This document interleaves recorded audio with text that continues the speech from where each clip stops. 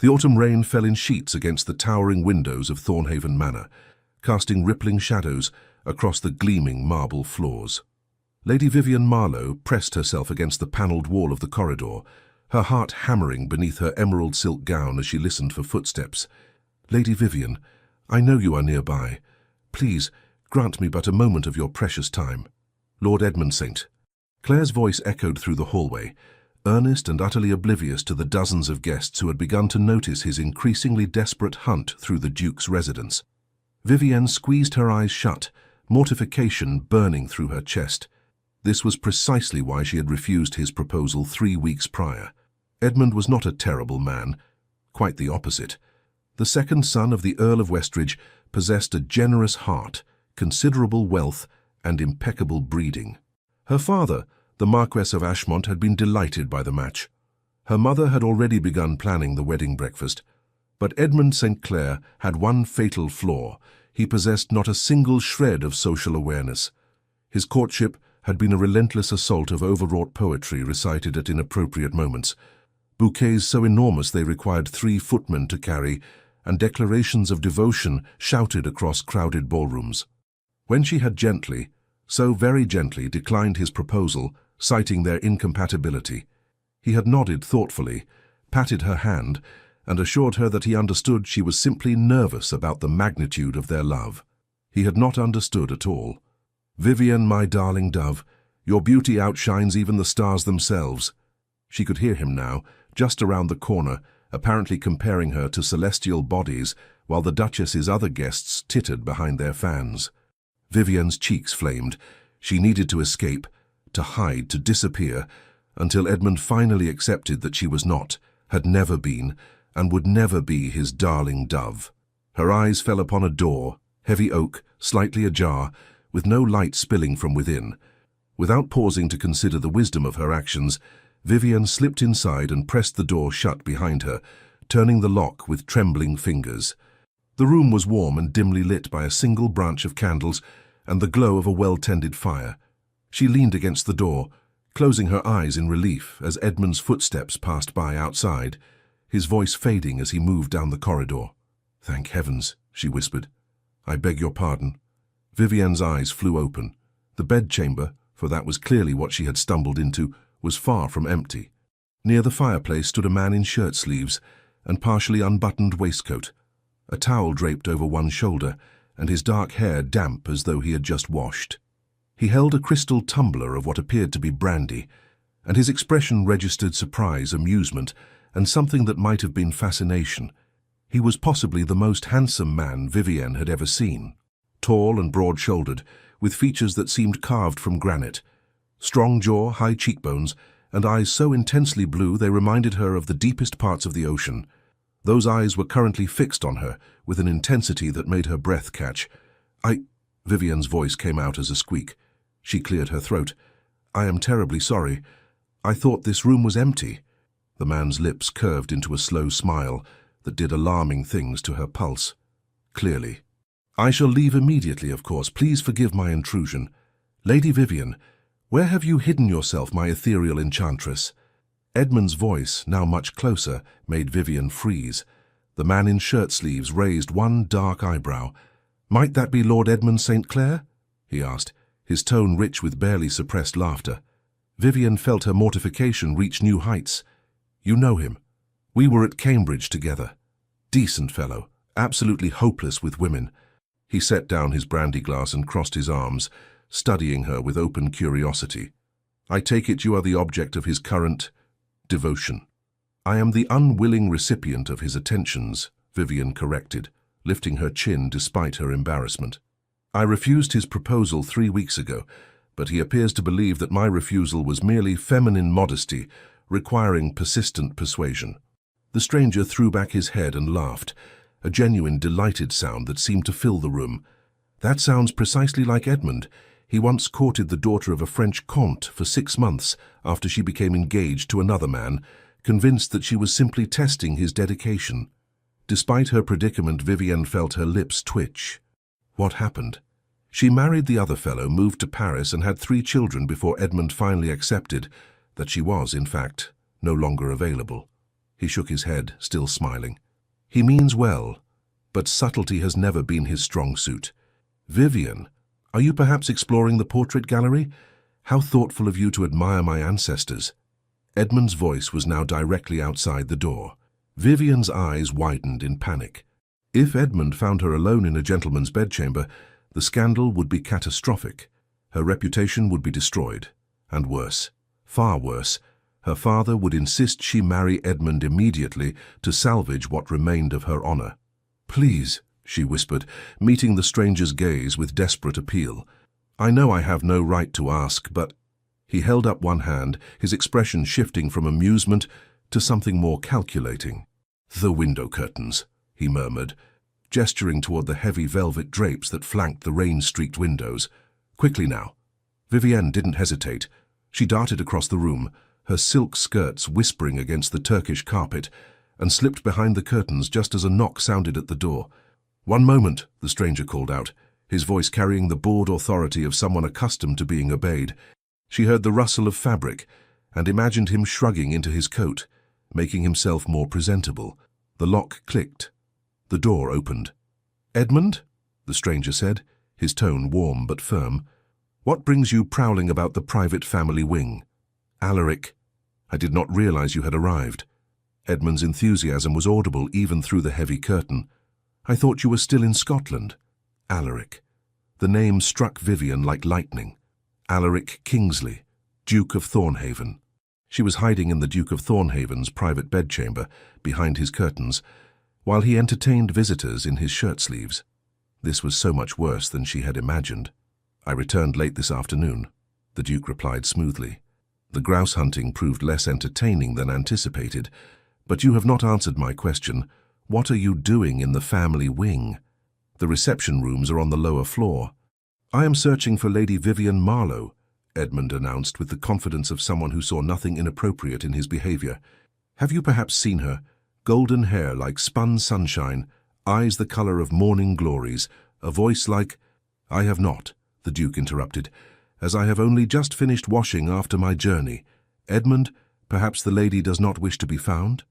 Nonsense, she is merely shy. Once she understands the depth of my affection, she will surely reconsider her hasty refusal. Vivienne pressed her hand over her mouth to stifle a groan. Behind the curtain, she was invisible, but could hear every mortifying word. Edmund. The Duke's voice had taken on a note of patient exasperation. As your friend, I must tell you, if a lady refuses your proposal, continuing to pursue her is not romantic. It is uncomfortable. But you do not understand the situation. I understand perfectly well. I also understand that my mother's guests are likely wondering why one of them is racing through the corridors bellowing poetry. Perhaps you should return to the drawing room before someone assumes the house is on fire. There was a long pause. Vivian held her breath. I suppose you may be correct, Edmund finally conceded. But if you should see Lady Vivian, will you tell her that I await her in the music room? I have composed a sonnet in her honor. How thoughtful, the Duke said dryly. I shall be certain to convey your message should I encounter the lady. Now, if you will excuse me, I must finish dressing for dinner. More footsteps, the door closing, the lock clicking once more. Vivian waited, hardly daring to breathe, until she heard the Duke's voice, warm with amusement. You may emerge from your hiding place, Lady Vivian. The coast is, as they say, clear. She stepped out from behind the curtain, her face burning. I cannot possibly express how mortified. Please do not. The Duke, Alaric, held up one hand, his blue eyes dancing with mirth. This is the most entertaining homecoming I have had in years. Edmund hunting you through my mother's house like an over-eager hound while you hide in my bedchamber. It is the stuff of theatrical farce. Despite her embarrassment, Vivian felt a laugh bubble up in her throat. It is ridiculous, is it not? Completely absurd. He crossed to the sideboard and poured a second glass of brandy, offering it to her. When she hesitated, he smiled. I promise I am quite safe. Despite Edmund's apparent belief that all gentlemen are prone to compose terrible poetry and pursue unwilling ladies, consider it medicinal. You look as though you could use it. Vivian accepted the glass, taking a small sip. The brandy burned pleasantly down her throat, warming her from within. You are very kind, Your Grace. Alaric, please, we are co-conspirators now, after all. He settled into a leather chair near the fire, gesturing for her to take the opposite seat. Tell me, how long has Edmund been conducting this campaign? 3 weeks.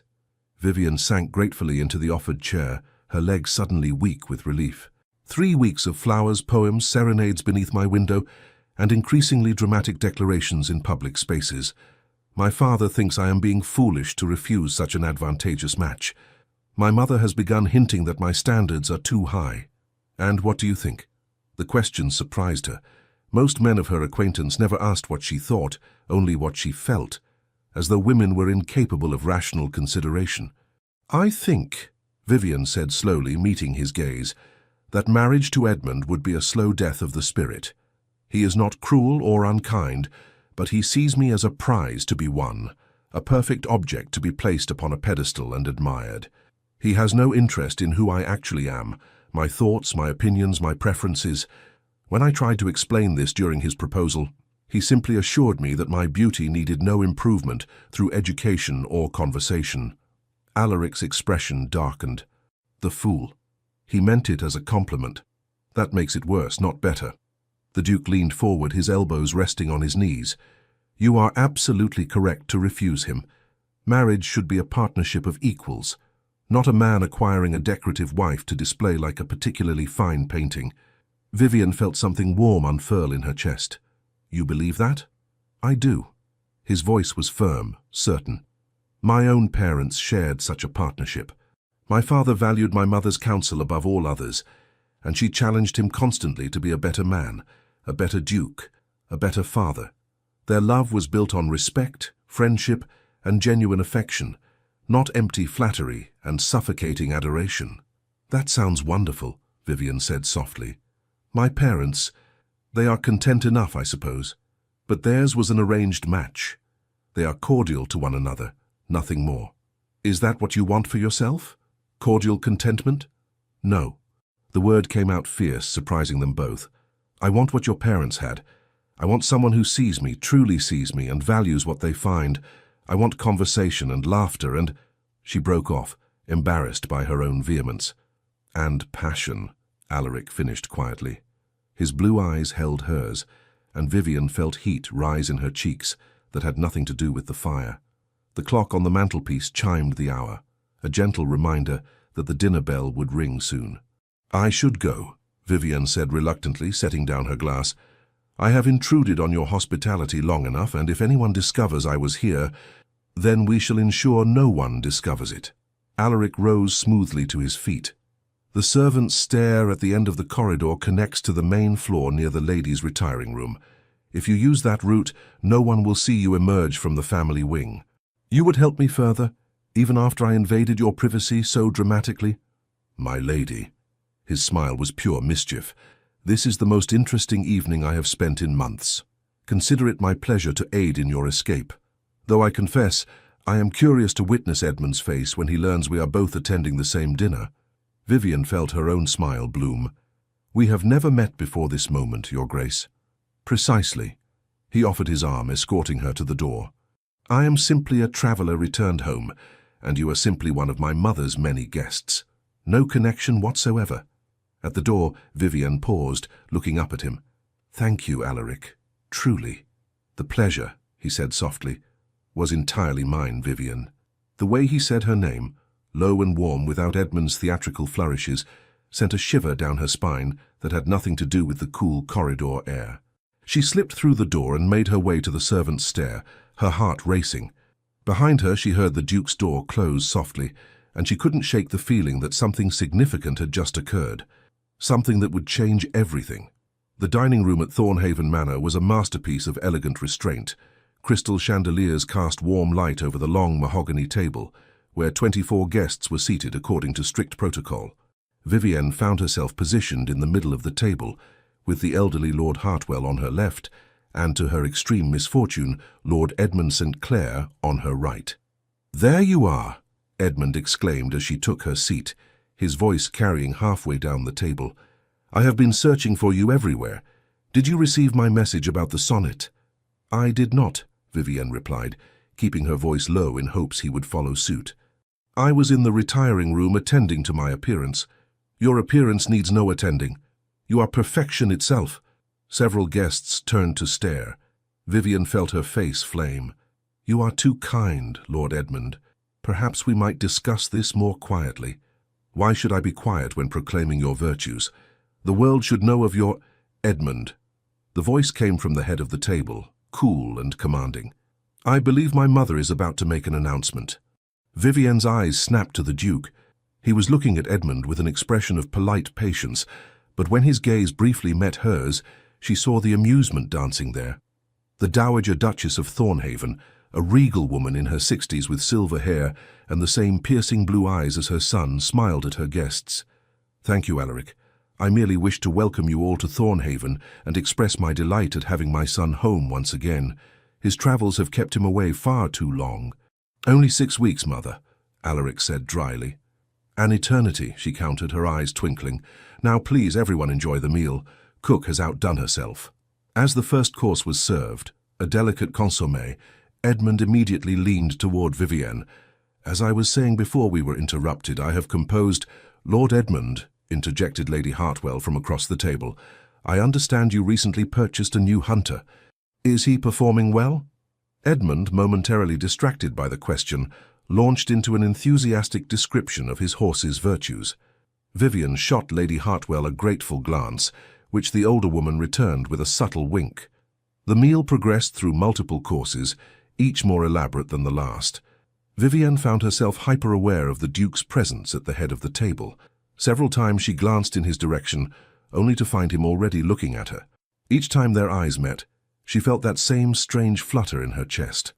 Lady Vivian, the Dowager Duchess called down the table, my son tells me you have recently returned from visiting your aunt in Bath. How did you find the city? It was a perfectly innocuous question, but Vivian's mind went blank. The Duke had been asking his mother about her? When? Why? That is... Bath was lovely, Your Grace. The architecture is quite remarkable. And the society?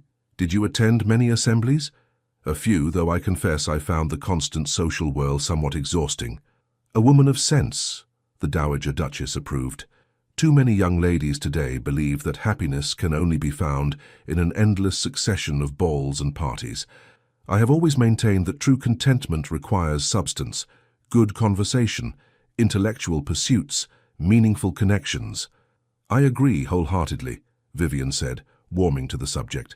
Though I admit I do enjoy dancing when the company is pleasant and the conversation stimulating. Dancing!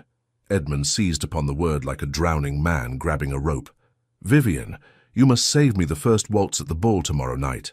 I have been practicing especially for... Edmund, Alaric interrupted smoothly. Mother has not yet confirmed there will be dancing tomorrow evening. The Dowager Duchess raised one elegant eyebrow at her son. Have I not? How remiss of me. Yes, there shall indeed be dancing, though I had planned to announce it after dinner as a surprise. Wonderful, Edmund beamed. Then it is settled. Vivian and I shall... Actually, Vivian said quickly, I have already promised the first dance to... Her mind raced. She could not claim to have promised it to any of the gentlemen present without causing confusion. But she needed some excuse to avoid dancing with Edmund, whose enthusiasm on the dance floor was matched only by his complete lack of rhythm. To me, Alaric said calmly, setting down his wineglass. Lady Vivian was kind enough to promise me the first waltz when we met earlier this evening. 23 pairs of eyes turned to stare at Vivian. She felt the blood drain from her face. When we met? Edmund's confusion was evident. But, Alaric, you said you had not seen... In the drawing room before dinner, the Duke clarified, his expression perfectly composed. A brief introduction, nothing more. Lady Vivian mentioned she enjoyed waltzing, and I asked if she would honor me with the first dance. She graciously agreed. It was a plausible lie delivered with such casual confidence that no one thought to question it, except Edmund, whose face had taken on a peculiar expression, part confusion, part suspicion. How strange, he said slowly. I was in the drawing room before dinner and I did not see either of you there. You were likely too occupied searching the corridors, Lady Hartwell suggested kindly. I believe half the guests heard you calling for Lady Vivian throughout the house. Mortified laughter rippled around the table. Edmund flushed but rallied quickly. "I was merely concerned for her well-being. When a lady disappears, a gentleman must—" "Edmund," Alaric said, his voice gentle but firm, "I believe Lady Vivian is quite capable of managing her own well-being without requiring a search party." Their eyes met across the table, Alaric steady and slightly challenging, Edmund's confused and hurt. Vivian felt a twinge of sympathy for Edmund, despite everything. He truly did not understand why his behavior was inappropriate. "I appreciate your concern, Lord Edmund," she said carefully. "But His Grace is correct. I was never in any danger. I simply needed a moment of quiet before dinner." "Quiet? But why would you need—" "Because," the Dowager Duchess said crisply, "young ladies are not required to be constantly available for conversation, Lord Edmund. We all require moments of solitude now and then." The rebuke was delivered with aristocratic finality. Edmund subsided into silence, though he continued to dart confused glances between Vivian and Alaric throughout the remainder of the meal. When the ladies withdrew to allow the gentlemen their port, Vivian found herself cornered by the Dowager Duchess near the drawing-room fire. "Walk with me, child," the older woman said, taking Vivian's arm and steering her toward the windows that overlooked the darkened gardens. "I wish to speak with you privately." Vivian's heart sank. Had the Duchess somehow discovered her earlier intrusion into Alaric's room? "I hope I have not offended your Grace. If my acceptance of the Duke's invitation to dance was presumptuous—" "Nonsense," the Duchess interrupted briskly. "I am not concerned about a dance. I am concerned about Lord Edmund's pursuit of you, which has apparently grown quite determined." Vivian blinked in surprise. "You noticed?" "My dear girl, the entire county has noticed. The man proclaimed his devotion to you during Sunday service last week, causing poor Reverend Blackburn to lose his place in the sermon." The Duchess's lips twitched with suppressed amusement. "Your discomfort this evening was painfully obvious, and I wish to assure you that you are welcome to remain at Thornhaven for as long as you like.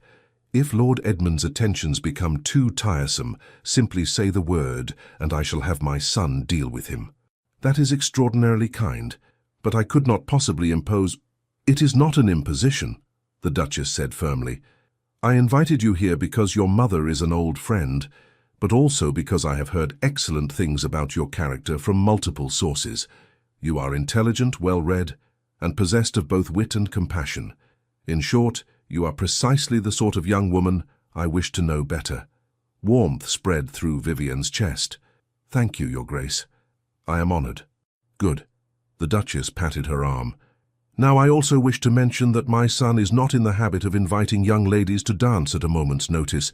In fact, Alaric generally avoids dancing whenever possible, claiming it is an inefficient method of conversation. That he specifically requested the first waltz with you is noteworthy." Vivian's cheeks heated. "I believe he was simply being kind, offering me an escape from Lord Edmund's enthusiasm." "Perhaps." The Duchess's blue eyes, so like her son's, studied Vivian with disconcerting intensity. "Or perhaps he found something in you that caught his interest. My son is many things, but he is not charitable without reason." Before Vivian could formulate a response, the gentlemen rejoined them, bringing with them the scent of tobacco and port. Alaric made his way directly to his mother's side, bending to kiss her cheek. "Interrogating my dance partner, Mother?" he asked, his tone light but his gaze sharp. "Simply getting to know her better, darling. Lady Vivian and I were discussing literature. Did you know she has read Mr. Wordsworth's latest collection?" "I did not, though I am not surprised. Lady Vivian strikes me as a woman of considerable intellectual depth." He said it so casually, without a trace of Edmund's effusive flattery, yet Vivian felt the compliment more keenly than any of Edmund's elaborate declarations. "You are too kind, Your Grace," she murmured. "Not at all. I simply speak the truth." Their eyes held for a moment too long. The Dowager Duchess cleared her throat delicately. "Alaric, dear, would you be so good as to fetch me some tea? I find myself quite parched." "Of course." He bowed slightly and moved toward the tea service, leaving Vivian alone with his mother once more. "Noteworthy indeed," the Duchess murmured, watching her sons retreating back with an expression of satisfaction. "Very noteworthy indeed." The rest of the evening passed in a pleasant blur of conversation and music. Several guests performed at the pianoforte, including Edmund, who sang a ballad of his own composition that was mercifully short, if painfully earnest. Vivian found herself drawn into conversation with Lady Hartwell and her daughter, Miss Caroline Hartwell, who proved to be delightful company. Caroline was near Vivian's own age, with warm brown eyes and an infectious laugh. "I must confess," Caroline whispered as Edmund launched into another performance, "I have been watching the Duke watch you all evening. He has barely taken his eyes from you." "Nonsense," Vivian protested, even as her heart skipped. "He is simply being polite." "Vivian, I have known Alaric Kingsley since we were children. That man is never simply polite. He is either genuinely interested or completely indifferent, and there is no mistaking which category you fall into." Before Vivian could respond, the Dowager Duchess announced that it was growing late and suggested the guests retire for the evening. There were murmurs of agreement, and people began to make their way toward the stairs. Edmund materialized at Vivian's elbow. "Might I escort you to your chamber, my lady? The corridors can be confusing at night." "That will not be necessary, Lord Edmund," Alaric said, appearing on Vivian's other side. "I am certain Lady Vivian is perfectly capable of finding her way, and propriety suggests that you should not be escorting young ladies to their bedchambers in any case." Edmund's face flushed. "I did not mean to suggest, that is, I would never—" "Of course not," Alaric said smoothly. "I am certain your intentions are entirely honorable. Nevertheless, I believe the ladies are quite capable of managing on their own. Come, let me show you that new brandy I acquired in Scotland. I value your opinion on such matters." It was neatly done, removing Edmund from the situation while simultaneously soothing his wounded pride by implying his expertise was valued. Vivian watched as Alaric deftly guided Edmund toward his study, glancing back once to meet her eyes. The look he gave her was brief but unmistakable, a shared moment of understanding, of conspiracy, of something deeper that made her breath catch. Caroline linked her arm through Vivian's. "Oh yes," she said dryly. "Simply polite. Nothing more." Vivian smiled despite herself and allowed Caroline to lead her upstairs, her mind full of blue eyes and quiet competence and the strange, thrilling feeling that her life had just shifted onto an entirely new course. The following evening, Thornhaven Manor blazed with light. Every window glowed with candles, and the sound of the small orchestra tuning their instruments drifted through the open doors of the ballroom. Vivian stood before her mirror, allowing her lady's maid to make final adjustments to her gown. The dress was one of her favorites, deep sapphire silk that brought out the blue in her eyes, with delicate silver embroidery along the bodice and hem. Her golden hair was swept up in an elegant arrangement of curls, with a few tendrils left to frame her face. "You look beautiful, my lady," her maid said softly. "Thank you, Mary." Vivian took a deep breath, pressing one hand against her stomach to quell the butterflies that had taken up residence there. She was being ridiculous. It was simply a dance. One waltz with the Duke, after which she would dance with other gentlemen, and presumably suffer through at least one set with Edmund. There was no reason for this nervous anticipation, except that she had thought of little else all day. A knock at the door interrupted her thoughts. Mary opened it to reveal Caroline, resplendent in rose-colored silk. "Are you ready?" Caroline asked, her eyes sparkling with excitement. "The dancing is about to begin, and I have it on good authority that a certain Duke is pacing near the ballroom doors like a caged lion." "He is not," Vivian protested, even as heat rose in her cheeks. "He absolutely is. My brother just told me. Apparently Alaric has been asking every 5 minutes whether the ladies have come down yet." Caroline took Vivian's hand and pulled her toward the door. "Come along. We must not keep his grace waiting." They descended the grand staircase together, the sound of music and laughter growing louder with each step. The ballroom was magnificent, all golden light and gleaming marble, with massive arrangements of white roses filling the air with their perfume. Vivian's eyes immediately sought out Alaric. He stood near the entrance, deep in conversation with an older gentleman, but the moment she appeared, his attention shifted entirely. Their gazes locked across the crowded room, and Vivian felt that now familiar flutter in her chest. He looked devastating in formal evening wear. Black coat fitted perfectly to his broad shoulders, white cravat tied with mathematical precision, and those blue eyes fixed on her with an intensity that made her forget to breathe. "Good heavens," Caroline murmured. "If he continues looking at you like that, the entire assembly will be gossiping before the first dance even begins." Alaric excused himself from his conversation and made his way through the crowd with the easy confidence of a man who owned everything around him, which Vivian supposed he essentially did. "Lady Vivian," he said, bowing over her hand, "you look radiant this evening." "Thank you, Your Grace, you are very kind. I am very honest." His thumb brushed across her knuckles, a touch so brief it might have been accidental, except for the way his eyes held hers. "I believe you promised me the first waltz." "I did," she managed, her voice steadier than she felt. "Excellent." He offered his arm. "Shall we?" As they moved toward the dance floor, Vivian caught sight of Edmund watching them from across the room, his expression troubled. She felt a pang of guilt, but pushed it aside. She had done nothing wrong, refused a proposal kindly, attempted to avoid confrontation, and accepted a dance from another gentleman. If Edmund chose to see conspiracy in innocent actions, that was his burden to bear, not hers. The orchestra struck up the opening notes of a waltz. Alaric's hand settled at her waist, warm and solid through the silk of her gown, while his other hand clasped hers. For a moment they simply stood there, and Vivian was acutely aware of how close they were, closer than propriety typically allowed outside of dancing. Then they began to move. Alaric was an exceptional dancer, strong and confident, guiding her through the steps with effortless grace. Vivian had waltzed many times before, but never had it felt like this, like floating, like flying, like the entire world had narrowed to just the two of them.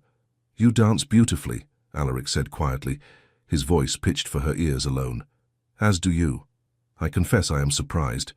Your mother mentioned you typically avoid dancing." "I do. I find most social dancing tedious, too much effort expended on maintaining conversation while trying not to tread on one's partner's toes." His lips curved into a slight smile. "But this is different." "How so?" "I find I do not mind the effort when the partner is worth it." Vivian's breath caught. "Your Grace." "Alaric," he corrected gently. "When we are alone, or as alone as one can be in a ballroom full of people, I would prefer you call me Alaric. That seems rather forward, given we only met yesterday." "Did we?" His eyes danced with amusement. "It feels as though I have known you much longer, perhaps because our first meeting was so unconventional." Despite herself, Vivian laughed. "Hiding in your bedchamber behind the curtains while you rescued me from my persistent suitor. Yes, I would say that was unconventional indeed. And yet, I find I would not change a moment of it." His hand tightened fractionally at her waist, drawing her almost imperceptibly closer. "Tell me, Vivian, for we are using given names now, I hope, what do you want from life?" The question surprised her. "What do I want?" "Yes. Not what your parents want for you or what society expects. What do you want?" No one had ever asked her that before. Vivian found herself answering with more honesty than she had intended. "I want partnership, respect, someone who sees me as I truly am and values that person, rather than the decorative image they have constructed in their mind." She paused, then added softly, "I want what you described yesterday, what your parents shared. Love built on friendship and mutual regard.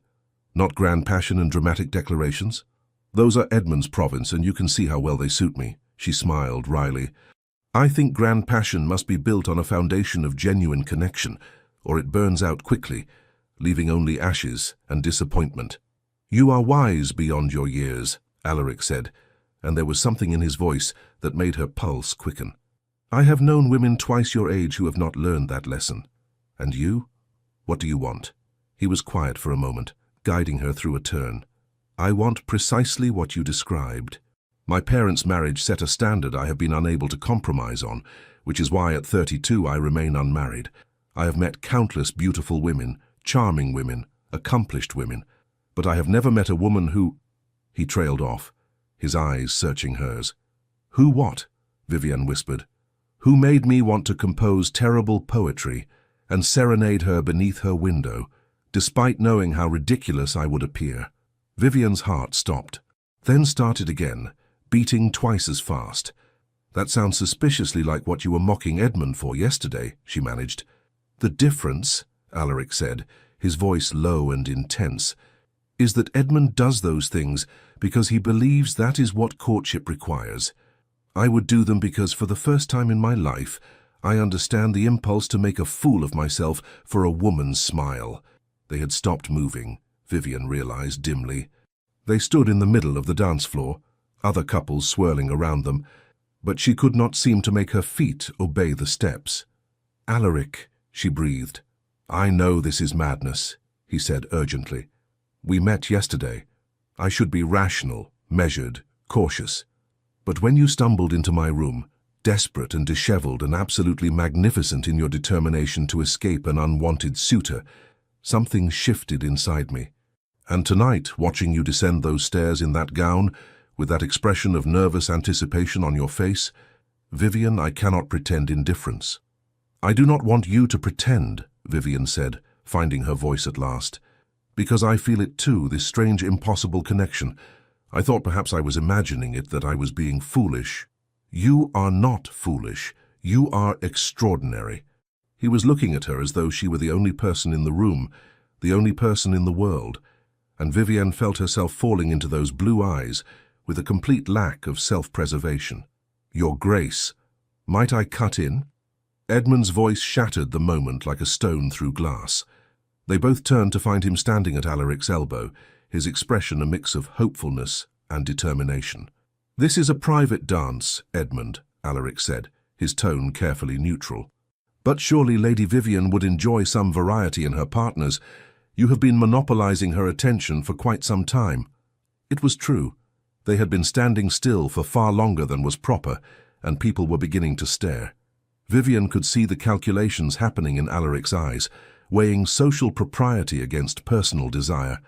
"Of course," he said finally, stepping back with visible reluctance. "Lady Vivian, thank you for the dance. It was illuminating." The way he said it, the weight he placed on that final word, sent shivers down her spine. "The pleasure was mine, Your Grace," she replied, her voice steadier than her hands.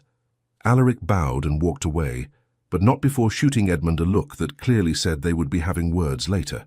Edmund, oblivious as always, immediately swept Vivian into the dance with far more enthusiasm than skill. "I must say you and Alaric seemed quite absorbed in conversation," Edmund said, nearly treading on her toes as he attempted a turn. "What were you discussing so intently?" "Literature," Vivian lied smoothly. "The Duke has strong opinions on Mr. Wordsworth." "Ah." Edmund looked relieved. "Well, that is perfectly proper, I suppose, though I must admit I was concerned when I saw you both standing still in the middle of the floor. People will talk, you know." "Will they?" Vivian kept her voice light, though her mind was racing. "Oh yes, the Duke is one of the most eligible bachelors in England. Any woman who catches his attention is bound to be the subject of gossip." Edmund peered at her earnestly. "You must be careful, Vivian.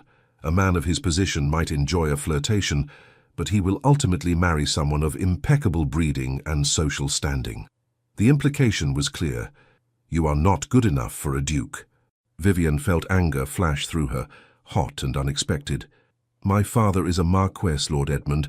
My breeding and social standing are quite impeccable." "Oh, I did not mean to suggest otherwise. I simply meant that you should guard your heart. I would hate to see you hurt by false hopes." "How thoughtful," Vivian said through gritted teeth. "And what of your hopes, Lord Edmund? Are they not also false?" His confusion was almost comical. "My hopes? You continue to pursue me despite my clear refusal of your proposal. Is that not also a false hope? But that is different. My love is true and constant. I know that eventually you will see—" "Edmund." Vivian stopped dancing, forcing him to halt as well. Around them other couples continued to move, but she no longer cared about propriety or gossip. "I will not change my mind. I am sorry if that causes you pain, but you must accept it. We would not suit. We do not suit. Please, for both our sakes, let this pursuit end." His face crumpled like a child denied a promised treat. "But I love you." "You love an idea of me," Vivian said, gentler now. "You love my appearance, perhaps, or the notion of having me as your wife. But you do not know me, Edmund. You have never once asked what I think, what I dream about, what I fear. You compose sonnets about my beauty, but have no interest in my thoughts." "That is not true. I value your thoughts greatly." "Then tell me, what is my favorite book? What subject do I most enjoy discussing? What makes me laugh?" When he simply stared at her, speechless, she sighed. "You cannot answer because you have never asked. And that, Edmund, is why we would never be happy together. She left him standing there in the middle of the dance floor and made her way to the terrace doors, desperate for fresh air and a moment alone. The cool night air was a relief after the stuffy ballroom, and she leaned against the stone balustrade, closing her eyes. That was bravely done. Vivienne's eyes flew open. Alaric stood in the shadows near the door, his expression unreadable. "How long have you been there?" "Long enough to hear you reduce poor Edmund to stunned silence." He moved closer, the moonlight casting his features in silver and shadow. "I believe that is the kindest rejection I have ever witnessed. It was long overdue. I should have been more direct from the beginning. Perhaps," he was standing very close now, close enough that she could see the complex shades of blue in his eyes. "Though, I confess, I am selfishly glad you have finally closed that door. It makes this somewhat less complicated." "This?" Instead of answering, he reached up and very gently tucked a loose curl behind her ear, his fingers lingering against her cheek. "I meant what I said during our dance," he murmured. "Every word. You have turned my world upside down in less than 2 days, Vivienne Marlowe, and I find I have no desire to set it right again." "Alaric." She did not know what she meant to say, but it did not matter because he was leaning closer, his intention written clearly in his eyes, giving her every opportunity to pull away. She did not pull away. His lips met hers, soft and questioning, and Vivienne felt the world tilt on its axis. This was nothing like the few chaste kisses she had received from overambitious suitors at garden parties. This was fire and sweetness, and a rightness that made her bones melt. Alaric's hand cradled her face, while his other arm came around her waist, drawing her closer, and Vivienne's hands found their way to his shoulders, anchoring herself against the storm of sensation. When they finally broke apart, both breathing hard, Alaric rested his forehead against hers. "I should apologize," he whispered. "That was highly improper." "Please do not," Vivienne replied, her voice shaky. "I find I have no regrets whatsoever." He laughed, the sound low and warm. "Neither do I, though we should return to the ballroom before we are missed. Or before I do something even more improper, like beg you to marry me after knowing you for less than 48 hours. Vivienne's heart leapt. Would that be so terrible? My darling girl. He pulled back just enough to meet her eyes, his expression serious. "I would marry you tomorrow if I thought you would say yes. But I will not rush you or pressure you or behave like Edmund, confident that my feelings automatically entitle me to yours. I will court you properly, give you time to be certain, and pray that eventually you come to feel for me even a fraction of what I already feel for you." "And if I told you," Vivienne said slowly, "that I am already certain, that whatever this is between us, I feel it just as strongly as you do." Hope blazed across his features. "Then I would say I am the luckiest man in England." "Not yet," she teased, "but perhaps if you continue to rescue me from unwanted suitors and kiss me on moonlit terraces, you might earn that title." "Challenge accepted." He offered his arm. "Shall we return before my mother sends search parties? She has been dropping hints about grandchildren since I turned 30, and if she sees us together like this, I fear she will have the bans read by Sunday."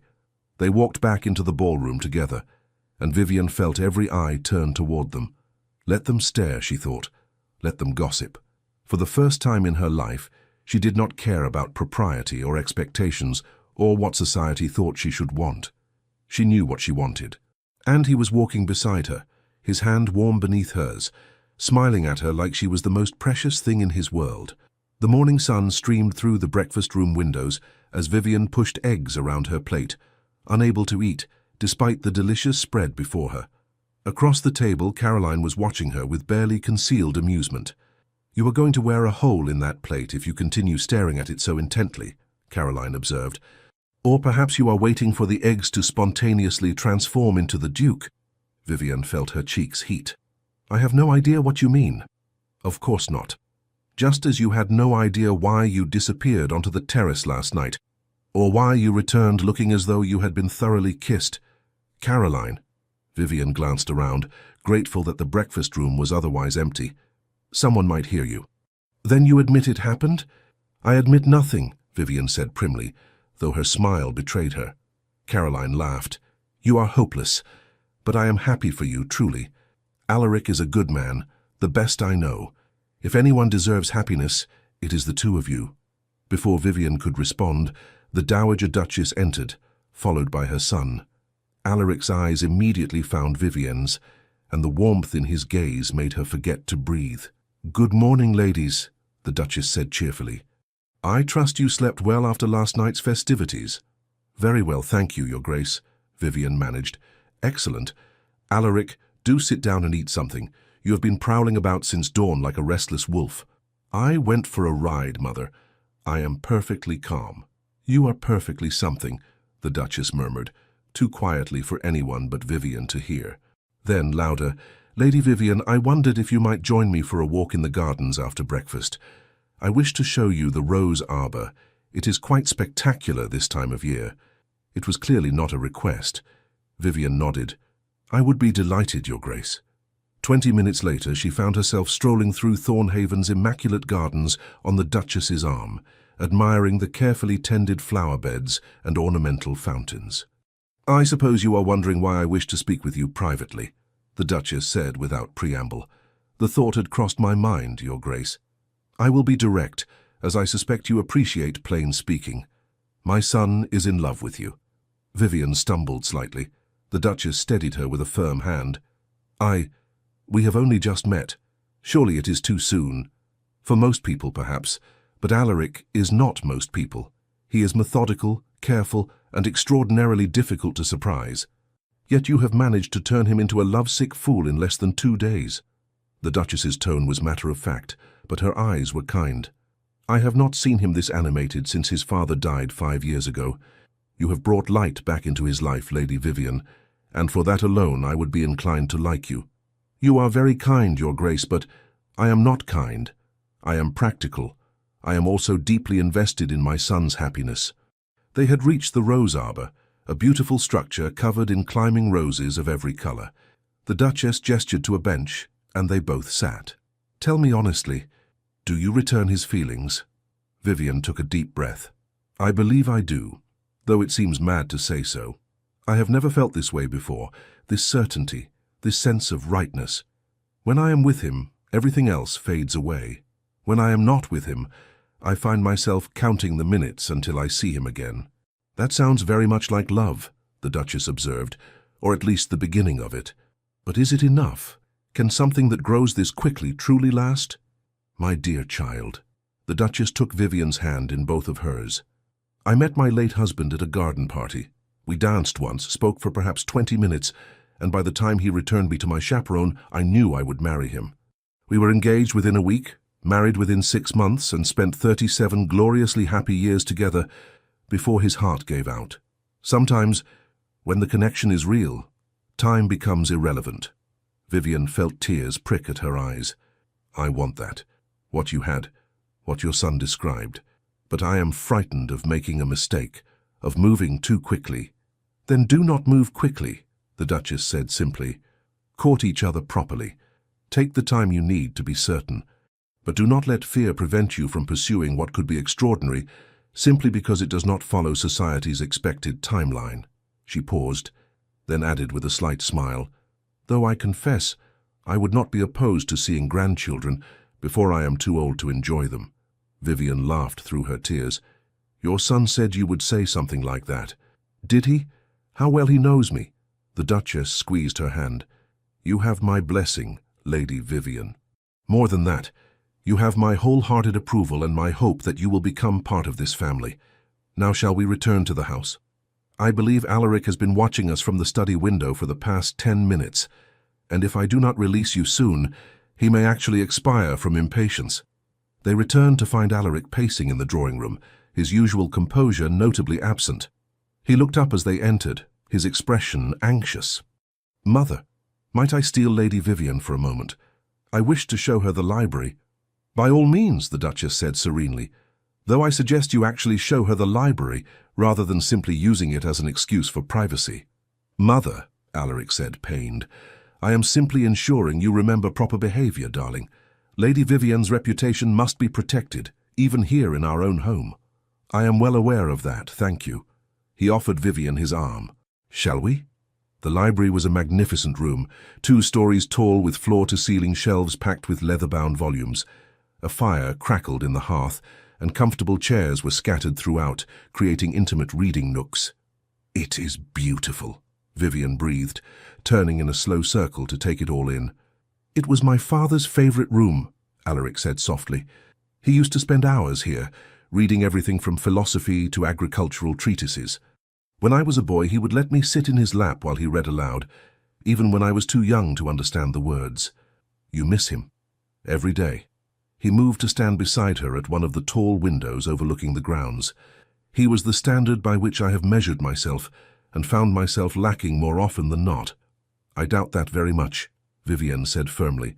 "From what I have seen, you are a man of integrity, kindness, and quiet strength. I am certain your father would be immensely proud."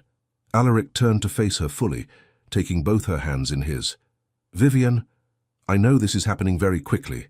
I know we should take our time, follow propriety, conduct a proper courtship over the course of months or even years. But I must tell you, I have never been more certain of anything in my life than I am of this.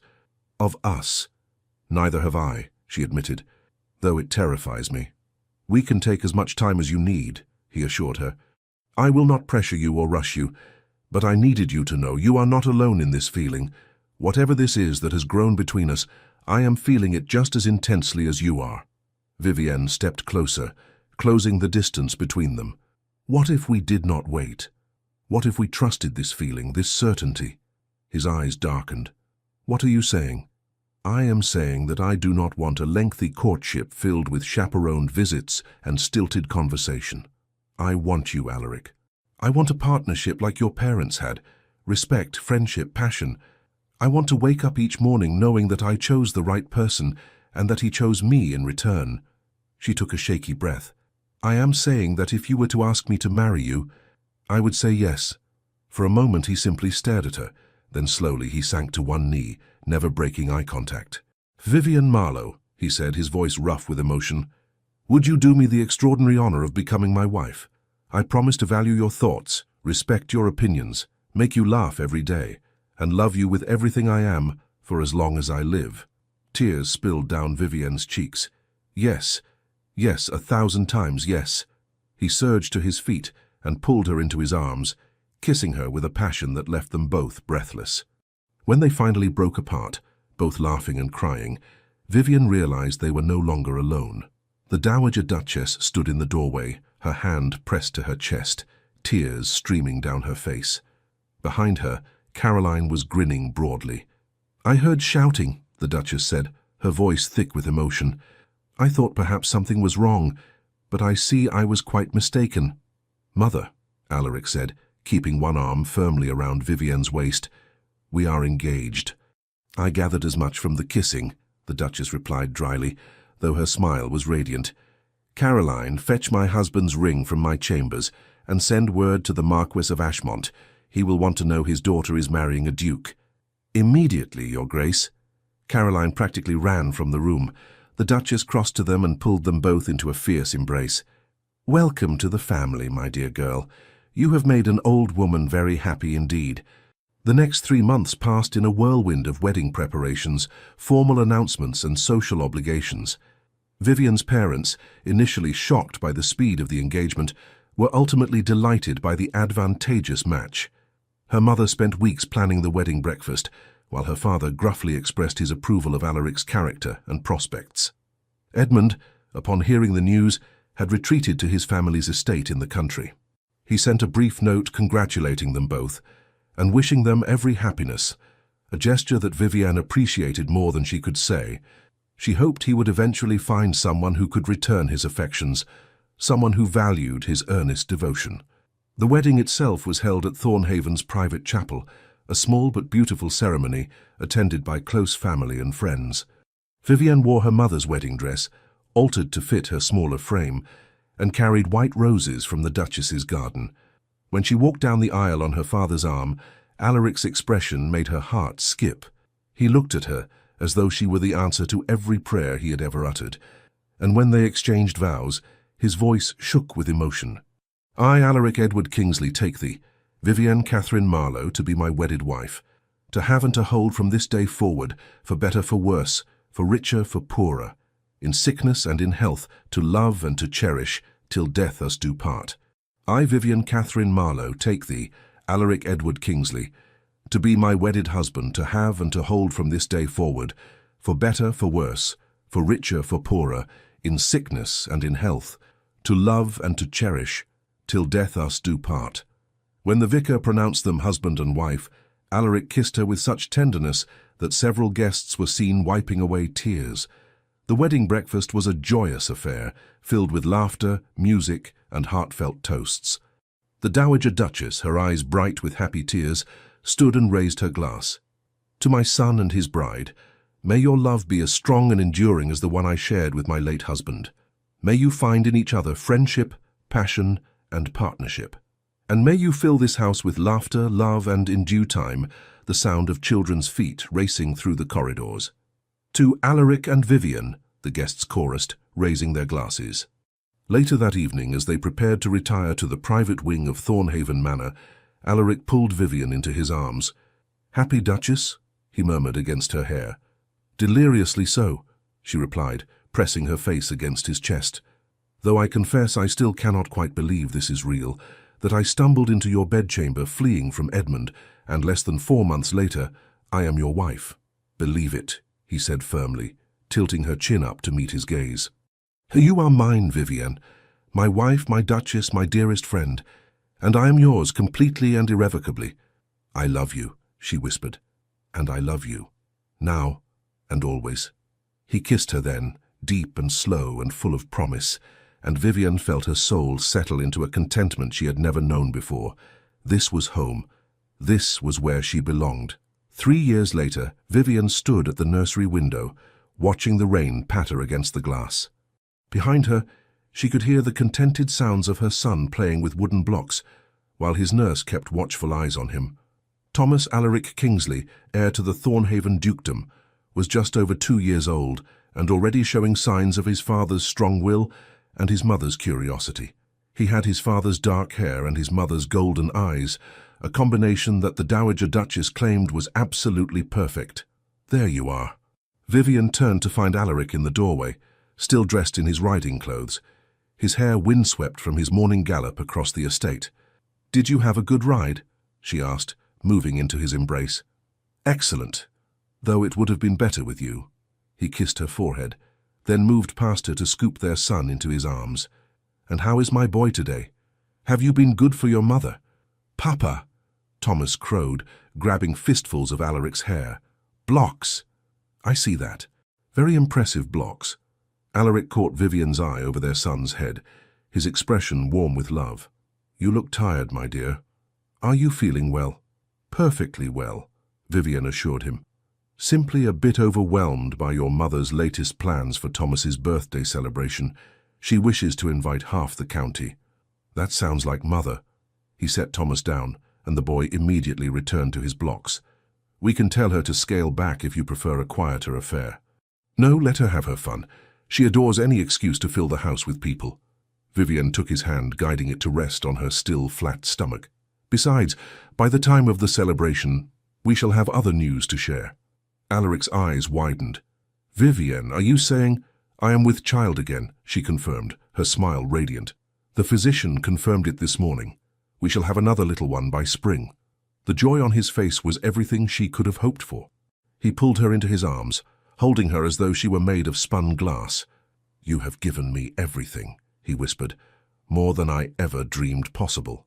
"We have given each other everything," she corrected. "A partnership, a family, a love that grows stronger each day.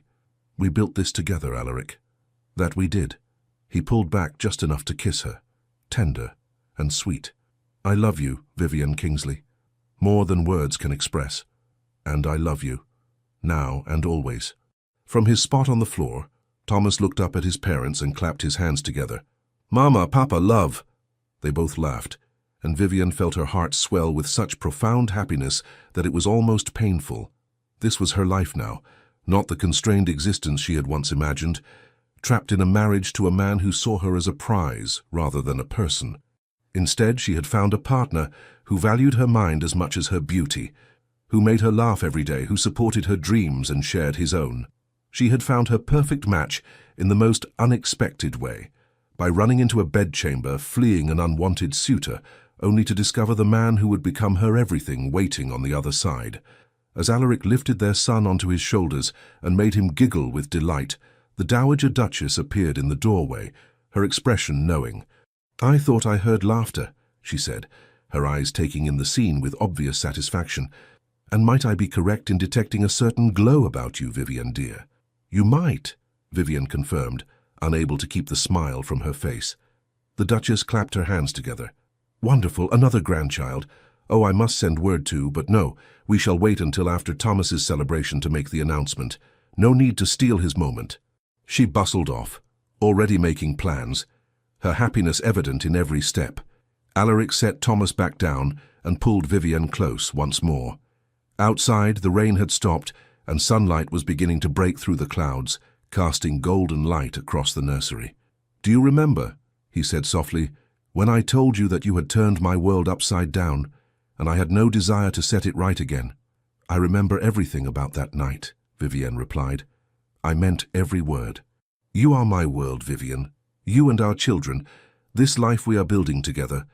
I wake each morning grateful for the day you ran into my bedchamber, desperate and magnificent, and changed everything. As am I," she whispered. "As am I."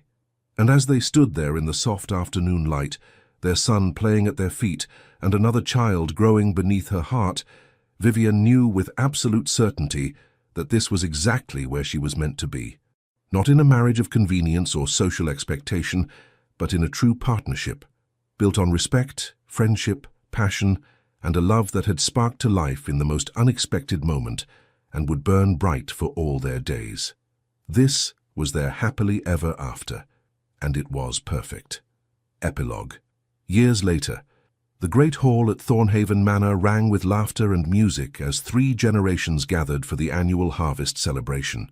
Vivian, now in her 50s, sat beside Alaric watching their grandchildren race through the crowd with the same wild energy their own children had once possessed.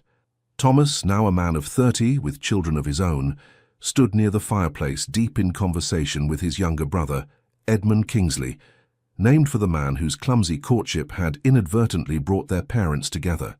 Their sister Catherine danced nearby with her husband, her resemblance to her grandmother so striking that the Dowager Duchess, who had passed peacefully in her sleep 5 years prior, would have been delighted. "They grow so quickly," Alaric murmured, taking Vivian's hand in his. His hair was now more silver than dark, and lines creased the corners of his eyes, but to Vivian he was as handsome as the day she had stumbled into his bedchamber all those years ago. "They do," she agreed. "Sometimes I can scarcely believe that nervous girl who hid behind your curtains became this." "Became what?" "Happy. Completely. Thoroughly happy." Alaric lifted her hand to his lips, pressing a kiss to her knuckles. "As am I, my love. As am I." Across the room, young Thomas, their eldest grandson, tugged on his mother's skirts. "Mama, tell us again how grandmother and grandfather met." Catherine laughed. "You have heard that story 100 times."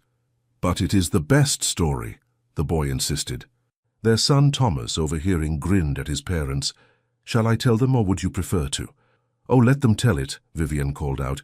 "We lived it. You can only relay it second-hand." The younger generation gathered around as Alaric and Vivian recounted the tale, his embellishing certain moments for dramatic effect, hers correcting his exaggerations with affectionate exasperation. They spoke of hidden curtains and persistent suitors, of moonlit terraces and hasty proposals, of a love that had defied expectations and lasted through every challenge life could throw at them. When they finished, their granddaughter, a serious child of 8 with Vivian's golden eyes, tilted her head thoughtfully. "So Lord Edmund was not truly terrible?" she asked. "No, sweetheart," Vivian said gently. "He was simply young and foolish, as we all were once. He meant well even if his methods were misguided." "And he did eventually marry," Alaric added. "A lovely woman who appreciated his earnest nature and matched his enthusiasm. They had 7 children, last I heard, and he never once composed poetry about any of them." The adults laughed while the children giggled, not entirely understanding but caught up in the joy of the moment. As the evening wore on and the younger generation drifted back to their celebrations, Vivian and Alaric found themselves alone on the same terrace, where he had first kissed her decades ago. "Do you ever wonder," Vivian asked, "what our lives would have been like if I had not run into your room that night? If I had chosen a different door, or if Edmund had given up his pursuit, or if you had not been so kind?" "Never," Alaric said firmly, "because I believe we would have found our way to each other somehow. Perhaps not that night, perhaps not in such a dramatic fashion, but eventually. Some connections are simply inevitable. You think we were fated to meet? I think," he said carefully, "that you were worth waiting for, worth searching for, worth every moment of uncertainty and hope. And I think that when two people are truly meant to be together, the universe has a way of arranging things." Vivian leaned into his embrace, breathing in the familiar scent of him, sandalwood and horse and home. "I love you," she whispered. "After all these years, through all our joys and sorrows, I love you more now than I did on our wedding day." "And I you," he replied, his voice thick with emotion. "You are my greatest adventure, Vivian Kingsley. My dearest friend, my fiercest supporter, the love of my life." Inside, someone struck up a waltz, the same melody they had danced to on that fateful night so many years ago. Alaric offered his hand with a courtly bow. "May I have this dance, Duchess?" "Now and always, my love," she replied, taking his hand. "Now and always." And as they waltzed beneath the stars, surrounded by the sounds of their family's laughter and the warm glow of Thornhaven's lights, Vivian knew that every choice she had made, every moment of fear overcome, every risk taken, had been worth it. She had found not just love, but partnership, not just passion, but friendship, not just a husband, but her perfect match in every way. And that, she thought as Alaric spun her through the final turn and pulled her close, was the greatest blessing of all. The end. Thank you for staying with us until the end of this beautiful journey. We hope this story touched your heart as deeply as it touched ours. Please subscribe to our channel, like the video, leave a heartfelt comment, and share it with someone who loves powerful romance stories. Your support, truly from the bottom of our hearts, motivates our team to keep bringing you new tales of love, redemption, courage, and the healing power of second chances. Don't forget, at the end of the video, another suggested story will appear. Click it and be surprised by more emotional, unforgettable romances just like this one. Thank you for being here, the Legends of the Fall team.